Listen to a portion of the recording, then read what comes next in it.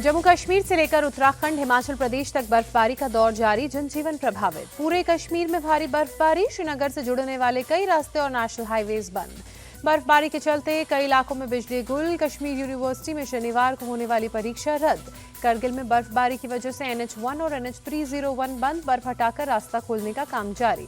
जम्मू के बनिहाल में भी नेशनल हाईवे बंद, बर्फ की वजह से फिसलन बढ़ने से लोगों की दिक्कत बढ़ी। जम्मू कश्मीर के डोडा में बर्फबारी, चारों ओर बिछी बर्फ की सफेद चादर। जम्मू कश्मीर की भद्रवाह घाटी में भारी बर्फबारी, पेड़ों से लेकर घरों तक जमी बर्फ की मोटी परत। हिमाचल प्रदेश के मनाली में बर्फबारी देखने पहुंच रहे हैं बड़ी संख्या में पर्यटक, गाड़ियों की वजह से हर रोज लग रहा है जाम। लाहौल स्पीति में पुलिस लगातार पेट्रोलिंग में जुटी, सड़क पर कोई फंसे नहीं, इसके लिए पुलिस चौकस। उत्तरकाशी में भी भारी बर्फबारी, चारों तरफ नजर आई बर्फ ही बर्फ। आज फिर रेडियो के जरिए मन की बात करेंगे पीएम मोदी। 170वां एपिसोड होगा सुबह 10 बजे आकाशवाणी पर प्रसारित। मनमोहन सिंह के अंतिम संस्कार के बाद भी स्मारक को लेकर नहीं थम रही सियासत। राहुल गांधी ने कहा, निगम बोध घाट पर अंतिम संस्कार करवाकर मोदी सरकार ने देश के पहले सिख समुदाय के पीएम मनमोहन सिंह का अपमान किया। राहुल गांधी के आरोपों को जेपी नड्डा ने दुर्भाग्यपूर्ण बताते हुए कहा, मनमोहन सिंह के निधन पर भी कांग्रेस राजनीति कर रही है। जेपी नड्डा ने कहा, कांग्रेस पार्टी झूठ फैला रही है। मनमोहन सिंह की समाधि के लिए सरकार ने जगह दी है और इसकी कांग्रेस और मनमोहन सिंह के परिवार को जानकारी भी दे दी गई है। पीवी नरसिम्हा राव के पोते NV सुभाष ने भी कांग्रेस पर निशाना साधा, कहा, कांग्रेस की हिपोक्रेसी का खुलासा हुआ है। सरकार ने कांग्रेस की डिमांड को मान लिया है, फिर भी वो राजनीति कर रहे हैं। पूर्व प्रधानमंत्री मनमोहन सिंह पंचतत्व में विलीन हुए। शनिवार को दिल्ली के निगम बोध घाट पर राजकीय सम्मान के साथ अंतिम संस्कार हुआ। यूपी के संभल में सांसद जियाउर रहमान बर्क के घर के पास भी पुलिस चौकी बनेगी। जामा मस्जिद के पास बनवाई जा रही पुलिस की चौकी। यूपी के संभल में जामा मस्जिद के सामने पुलिस चौकी बनाने का काम शुरू। शनिवार को विधि विधान के साथ भूमि पूजन हुआ। संभल में जामा मस्जिद के सामने पुलिस चौकी बनाने पर ओवैसी ने कहा, सरकार के पास स्कूल और अस्पताल के लिए पैसे नहीं, सिर्फ पुलिस चौकी और शराबखाने बनाने के लिए पैसे। संभल हिंसा के दौरान पत्थरबाजी करने वाले 50 आरोपी अब तक पकड़े गए। दिल्ली में बाटला हाउस से भी अदनान नाम का शख्स पकड़ा गया, ASP ने दी जानकारी। बिहार लोक सेवा आयोग की परीक्षा रद्द करने की मांग पर छात्रों का प्रदर्शन जारी। आज जनसुराज पार्टी के प्रमुख प्रशांत किशोर ने पटना के गांधी मैदान में बुलाई छात्र संसद। शनिवार को SDM और DSP के साथ प्रदर्शनकारी छात्रों की बातचीत विफल रही। BPSC परीक्षा को लेकर CM नीतीश से बातचीत करने पर अड़े छात्र। RJD नेता तेजस्वी यादव ने CM नीतीश पर साधा निशाना, कहा, CM अब फैसला लेने लायक नहीं रह गए हैं।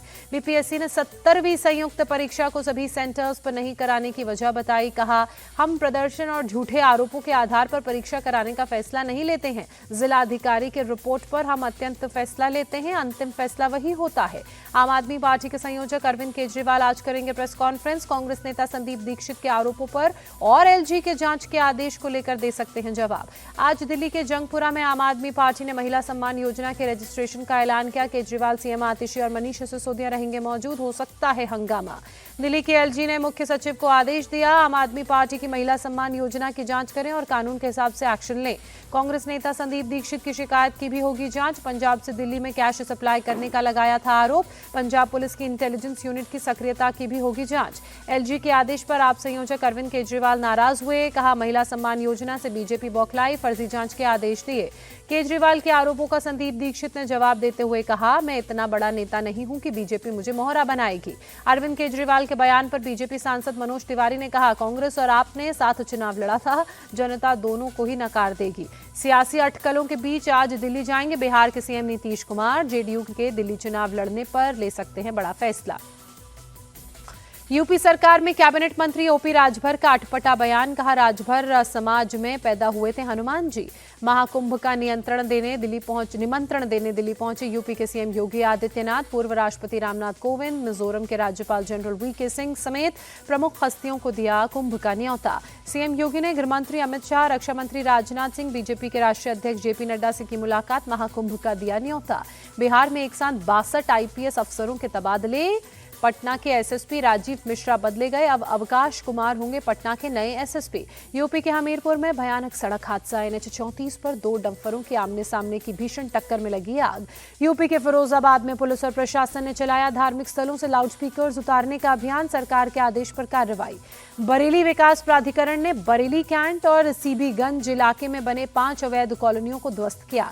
राजस्थान सरकार का फैसला, कांग्रेस सरकार में बने 9 जिलों और 3 संभागों को खत्म किया।